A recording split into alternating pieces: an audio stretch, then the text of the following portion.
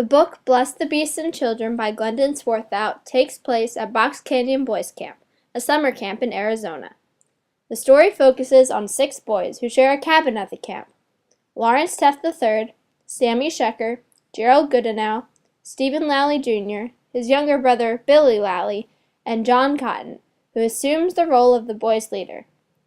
Cotton accepts the boys into his cabin that were disliked by the others and thrown out of other cabins.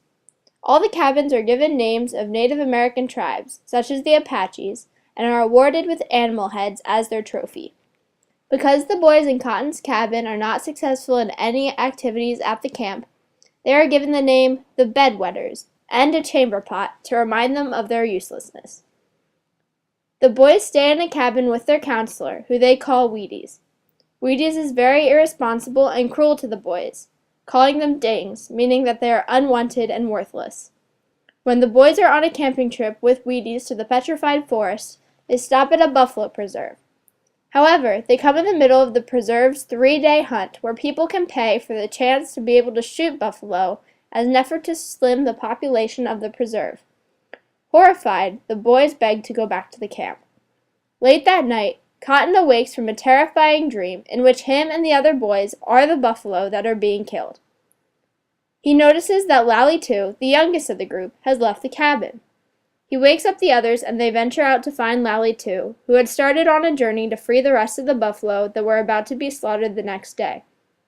The boys unanimously agree to continue to the preserve to save the buffalo. After discovering that Teft can drive, and trying, unsuccessfully, to push a truck out of the camp so as not to wake the others, they decide to leave the camp on horseback instead.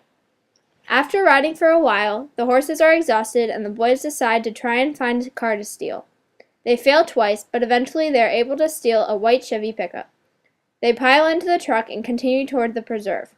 At the top of Mingus Mountain, the boys see Flagstaff in the distance. In Flagstaff, the boys are hungry, so they stop in an all-night bar and restaurant. 2 men who are bowling at the bar question the boys as to what they are doing out so late by themselves, and the boys' lies do not satisfy them. Cotton orders the boys to leave the bar without waiting for their food to escape the bowlers. The bowlers, however, follow them and force the bedwetters to pull over. To stop the bowlers from following them anymore, Teft takes out the rifle that he has brought along and shoots one of the tires on the bowler's car. The boys get back into the truck and, rejoicing, continue on their journey. A short while later, the truck runs out of gas. The bedwetters decide to take a vote on whether to continue to the preserve or return to camp. Cotton pretends to oppose the plan to continue to test the boys to see if they will go on without him. The boys continue without him, and Cotton, proud of how far they had come, marches to catch up with them. The boys reach the buffalo preserve, and they make a failed attempt to open the gates and let the buffalo free. Frustrated, the boys decide to make one last attempt to free the buffalo. They proceed to scare the buffalo out of the pens by throwing their flashlights, radios, and hats at them. After their success, they celebrate with whiskey that Cotton had stolen earlier in the summer.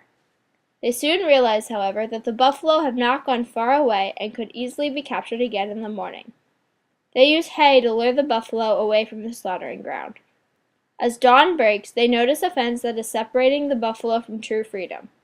Cotton unsuccessfully tries to break the fence. Despite the fact that he doesn't know how to drive, out of determination and desperation, Cotton gets in the truck and crashes through the fence. However, he does not brake in time, and the truck goes off the Mogollon Rim. As Cotton crashes to his death, the boys sob because of the loss of their friend and leader, and rejoice because the buffalo are now free.